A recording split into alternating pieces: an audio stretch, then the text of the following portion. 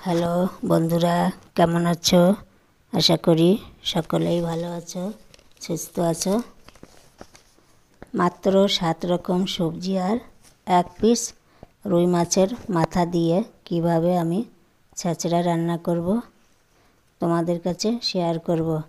একদম কম তেল আর কম মশলা দিয়ে বানিয়ে নেব। আমি সবসময় কম তেল মশলা দিয়ে রান্না করতে চেষ্টা করি। খেতে ভালো লাগবে এবং কোনো ক্ষতিও হবে না। তাহলে দেখে নেওয়া যাক।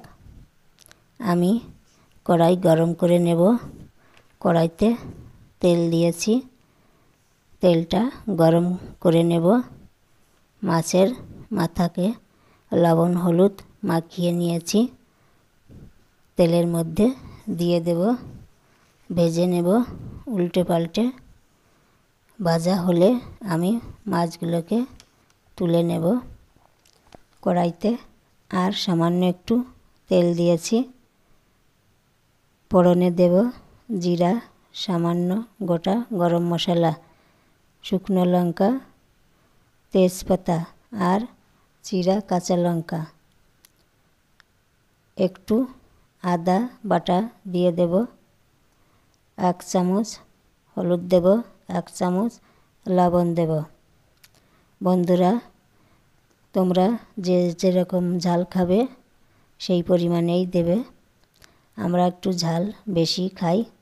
এখন আমি মশলাকে ভালো করে কষিয়ে নেব। মশলা ভাজা হয়ে গেলে কেটে রাখা আলু দেব। একটু ভেজে নেব।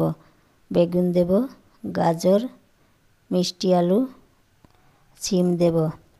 সবজিগুলোকে ভালো করে কষিয়ে নেব। কষানো হলে সবশেষে আমি মিষ্টি কুমড়ো, কাঁচকলা আর পালং শাক একবারে সব সবজিগুলো ঢেলে দেব। ভালো করে মিশিয়ে নেব। একটু ঢেকে দেব 2 মিনিট মতন।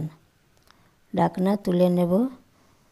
সব সবজি যখন কষানো হয়ে যাবে তখন আমি পরিমাণ মতন জল দেব। জল ফুটে উঠলে মাছ দিয়ে ঢেকে রাখব 5 মিনিট মতন। 5 মিনিট পরে ঢাকনাটা তুলে নেব। একটু নাড়াচাড়া করে দেব। গ্যাসটা মিডিয়ামে রাখব। আবারও একটু ঢাকা দেব 2 মিনিট মতন। 2 মিনিট পরে ঢাকনা তুলে নেড়ে নেব। দেখো বন্ধুরা, ছেঁচড়া একদম শুকিয়ে এসেছে। নামানোর আগে আমি লবণটাও দেখে নেব। 1 চামচ জিরে আর ধনে পাউডার, সামান্য একটু চিনি দেব। ভালো করে মিশিয়ে নেব। আমি ভাজা মশলা আর চিনি দিয়েছি, ছেঁচড়াটা টেস্ট ভালো হবে এই জন্য। বন্ধুরা দেখো কত কম সময়ে রান্না হয়ে গেছে। এরকম 2-1টা মশলা দিয়ে বানিয়ে নেবে, দেখবে খেতে ভালো লাগবে। মনে হবে যেন থালা চেটে পুটে খাই।